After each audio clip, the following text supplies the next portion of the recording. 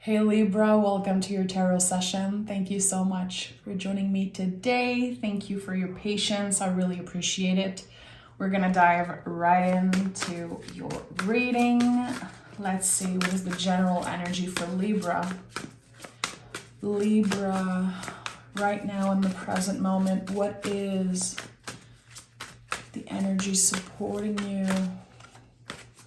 Libra. We have the Four of Swords. Okay, so you're getting ready for something. High Priestess is at the bottom of the deck. Interesting. So there's something very internal that's going on with you. You might need, to recalibrate the nervous system in some way. You're patiently waiting for something. You've channeled something. You wished for something. And it's coming up. But it's going to be coming up in a very kind of unexpected ways. I think that your perception here might be, I have to grind. I have to do so much in order to get to this place that I want to be. And yes, there is, of course, hard work and dedication. But there's also the need to rest that is kind of a central general energy for you right now. Are you giving yourself time to breathe? Are you making sure your cup is full? Are you making sure that you're putting the oxygen mask on yourself first? And sometimes those are the things that we don't want to hear. We're like, I know I have to take care of myself. Yeah, but are you actively doing it? The Four of Swords sometimes can feel like literally reframing what self-care means to us, how we've been taking care of ourselves. It's changing. We're working with the foundation every time we see number 4. So there's something about the way you've been taking care of yourself, the way you've been structuring your life, your self-care, your habits. It's being reframed in some ways, and I think it's going to be very important for you that you do that. It's essential to this next step. Tell me more about the Four of Swords. I keep getting patiently waiting for something. Patiently waiting for something. King of Pentacles, Temperance card. Yeah, makes total sense. I feel like you have been investing in a dream, in a goal. The king understands how, patience is essential to any dream, any manifestation. It really is about cultivating the seeds that you've been planting, nurturing those seeds. I think that the way I'm perceiving this is that your nervous system, your ego, is like, you're not getting this, so it passed you by. You're just never going to get there. It's not happening fast enough. You should just quit. You should just focus on something else. But your heart knows that you're going to get what you want. Your heart knows something right now that your brain is having a very hard time kind of believing in. Because, again, I think that you need to slow down in some way. But there's so much confusion here between, should I slow down? Am I wasting my time when I'm, again, taking care of myself and resting in some ways? King of Pentacles is very intentional, very consistent. And the Temperance card is connected to Sagittarius. It's, the flaming arrow. So can we find a more balanced place in between? And the Four of Swords is a great way to begin. To not question when our body is saying, I need to pause. To trust the wisdom of our bodies. And I think this is going to be a big theme for you in 2025. How, rushing things only gives the illusion to your brain that you're moving faster, but actually you're not. And I think that a lot of the magic and the blessings and the abundance for you is going to show up in the mundane. It's going to show up when you least expected. expect it, sorry. And I feel like there's so much about consistency. Like, how consistent and intentional are you? Be honest with yourself. How consistent and intentional are you? Are you present each step of the way? Because you are on the road to becoming a master at something. The Temperance card is always about the little steps that, you know, when you accumulate all of that, you become a master at something. So I don't know what you're passionate about. I don't know exactly what is that thing for you, but you are getting there. Give yourself the time and don't underestimate the pauses, the essential pause. Because Libra, what you wish for, it's almost there. What you've been working so hard for, it's almost here. Look at that. Two of Pentacles. I'm not surprised this card is showing up for you. This card in the past year has been completely reframed because of how I experienced it. The Two of Pentacles is showing us how crazy, how ridiculous we look when we try to do everything. When we don't want to delegate, we don't want to ask for support, we just do it all. And it just makes no sense. We're like hamsters running in a wheel.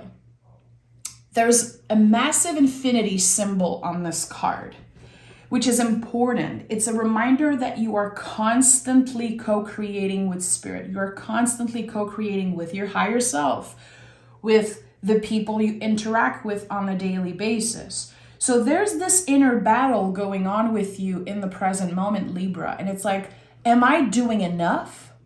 Am I doing enough of what will, again, get me there, get me to that spot where I'm comfortable, I'm abundant, I have everything that I dream of? It's not about how fast you get there. It's about how consistent and intentional you are. It's always going to go back to those two things, because when we are intentional and consistent, we are, again, cultivating something. It's the only way to make that work.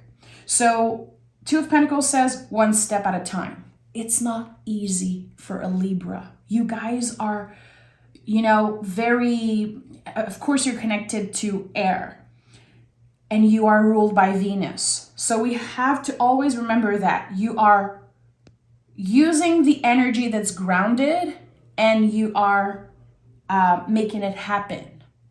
I'm a Taurus, so I love to collaborate with Libra in that way. I can ground the energy, I can make something real, and Libra can take action and really kind of make it, move, make the energy move. Libra has taught me so much in the past year. I've shared this in a recent post. My Lilith is in Libra, and I feel like I learned so much because of that placement. I learned a lot about your energy and how to work with your energy for me.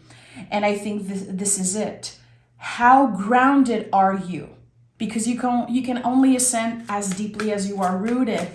And I think this is something that will constantly come up for you as a lesson.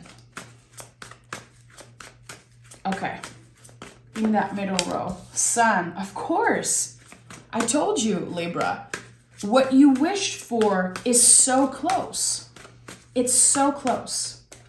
At the heart of it all, we have the Eight of Cups. Give me one more. And we have the Hermit. So the bigger message of the Hermit is intention and consistency. And this is our card of the year, 2025. If you add all the digits, it gives you 9. So 9 is the major arcana of this year for the whole collective. So again, when I say those messages are going to keep coming up, it makes sense. We're really learning a lesson that is super uncomfortable to learn, because it is reframing and kind of deprogramming all the ways that we have learned to live. Like the grind and achieving so many things. It's always about more, more, more. And we get to a place where we're like, I didn't even appreciate where I was in all the journey in that step. So the sun is here. The sun is clarifying, Libra, that this journey that you are on is connecting you, I would say reconnecting you with the truest part of yourself. This is destined. This is supposed to happen. And I think that you are about to find your place in the sun in some way. Being seen, being heard, being understood, having more clarity overall around like literally like who you are, what you really want, what works for you. To not do things because, again, you were pressured into doing those things. Growing up or, even recently, if you are the generation who's been kind of raised by social media, all of us have those old beliefs that kind of society made us believe about who we should be, how we should move in the world, how we should look like. That's a big, big one for Libra also. You're moving on from something here. You're transforming the way you feel about, I don't know what this is for you. It's definitely something that you're ready to clear. And it's about, I think, a layer of your identity. How we create our identity from all the little things that we heard about ourselves growing up, all the little things that happened to us. There's this accumulation of that. And we create our identity around that, around how we are perceived. You are shedding that part of yourself. You are literally rewriting your inner story, and it's not easy to be on that journey. And it's so interesting because I always felt like this person here was the hermit, and the hermit just came right after for you. This is Pisces, this is Virgo. They are opposites on the zodiacal wheel. And here you have the sun and the moon. So it really is about finding that balance here. When I see things like that in my own reading, I start by making lists and journaling. This is, something that I absolutely love doing. Writing a list. What do I want? What do I not want? What are the things that I like about myself? What are the things that I don't like about myself? What is something I consider my light and what is part of my darkness, to really play with both sides, because that's what the hermit teaches us. It's the middle path. It's when we are able to connect with our darkness, to hold its hand in a way. We don't want to just dissolve it or clear it. We want to work with it. We want to collaborate with it. And there's still the light here, and we're holding it. So you are reconnecting, yes, with aspects of you that are maybe on the darker side, things that you try to suppress, things that you try to ignore, push away. It might be coming up to the surface. The sun is shining a light on that part. And how can you hold space for all those things?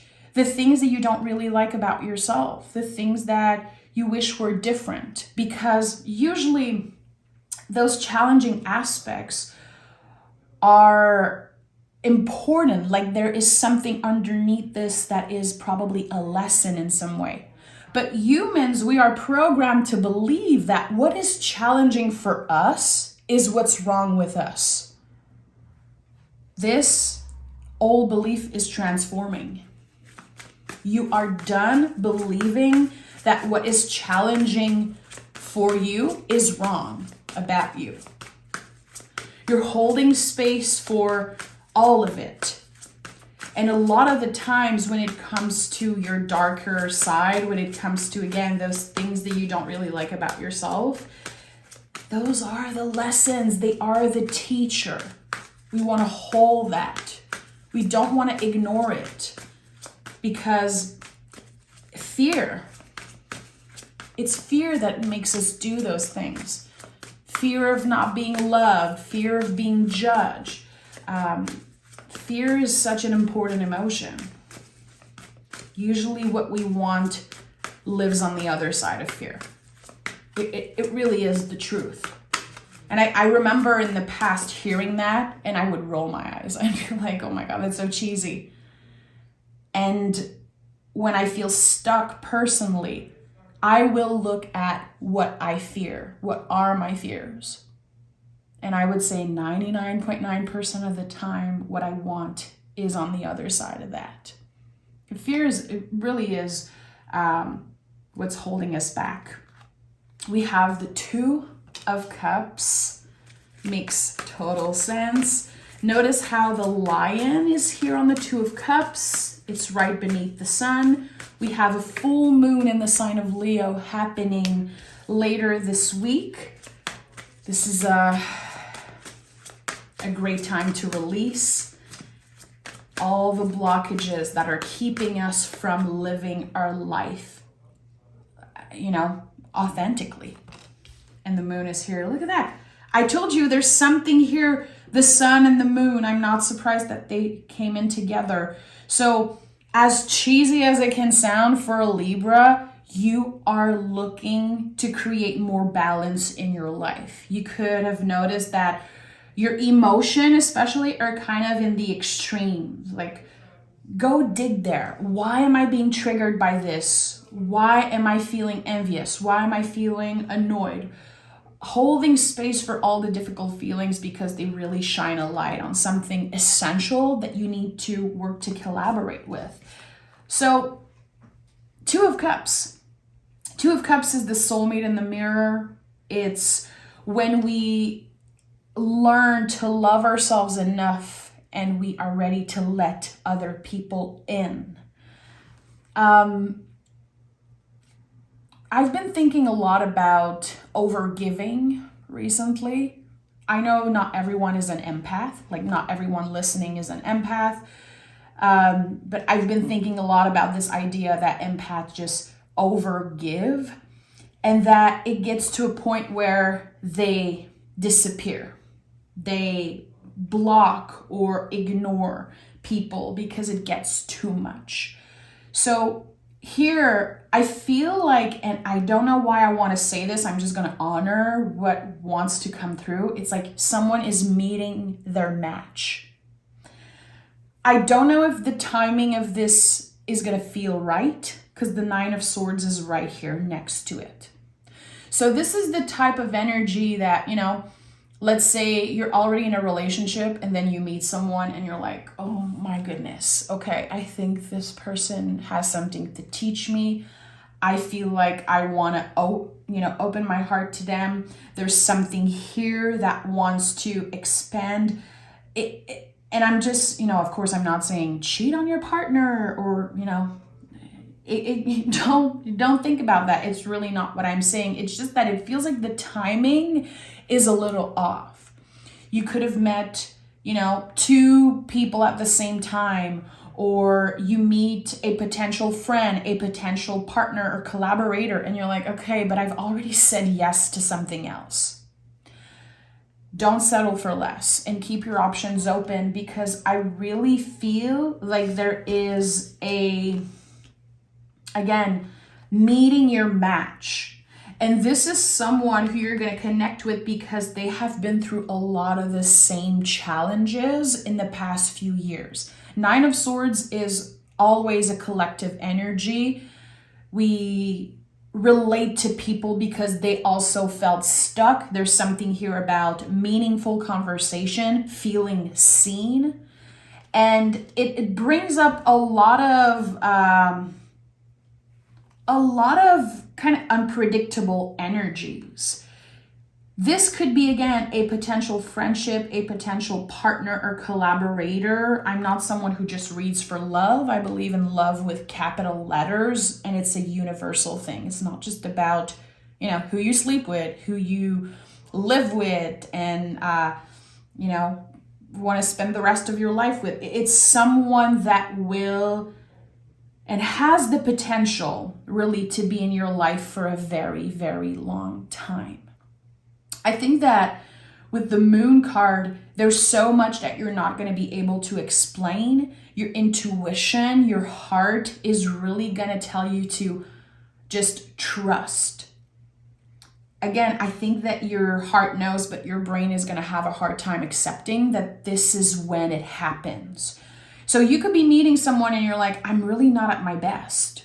I really don't know if I'm ready to share my life with another person, or I don't know if I'm available, if I'm ready, if I'm open. I would say get curious. As long as you are respectful to everyone involved, even if, again, I think it's about respecting yourself, respecting whoever is involved in this. But there's this invitation to get curious. Why am I feeling that way? It's a lot about the feelings for you. Am I trying to fill a void? Or actually, is this healthy? Is this real? It's about asking yourself the right question. And again, not settle for less. Not settle for what was expected of you. The moon card is pushing you very, very far away from what is expected of you. I think that, again, you're kind of taking control of your narrative and of your life in a way that you haven't done before, in a way that you haven't been able to tap in before. Let me pick an oracle card for this reading. I want to know what lives between the sun and the moon for Libra. I want to know what lives between the sun and the moon for Libra. And we have the waxing gibbous moon. It is okay to change the direction. Listen, take this how it resonates, but it really makes total sense with what I said. It's like the timing is a little weird, and you might be invited to fully change direction. The plans that you made, they might be changing. And I think that you're going to follow your intuition. You're going to follow what your heart wants, Libra. It's not going to be the comfortable choice. What is uncomfortable and what is right for you, a lot of the times it's the same thing. Let me read the booklet for this card, because a lot of the times there are very beautiful messages. Waxing gibbous. Give me a second. Okay. You are being called to look closely at the path you are on. Examine your goals and vision. If you feel like you need to make some change to achieve your goals, do them now. Now is the perfect moment. Now. Do not waste any minute. Time is precious. Life is precious. The waxing gibbous moon is the last phase before the moon reaches its fullness. It represents adjustments, refining, and editing. Things do not always work out the way we planned, and it is acceptable and expected to change the direction sometimes. Trust that the universe will support you through every journey you take. Trust the redirection. Mostly importantly, trust yourself. This makes so much sense. And I might use this for the title of this reading. It really kind of echoed when I said it. The last phase before the moon reaches its fullness. Again, you're very, very close to receiving what you called in, what you wish for. This is the final phase. So if you feel called to change direction, listen to your heart. Again, it's not going to be the most comfortable thing. It's not going to be the easiest thing. But at the end of the day, you are your own wise teacher. You are the one in control. Trust that, honor that. I'm sending so much love, Libra. I'll talk to you guys next week.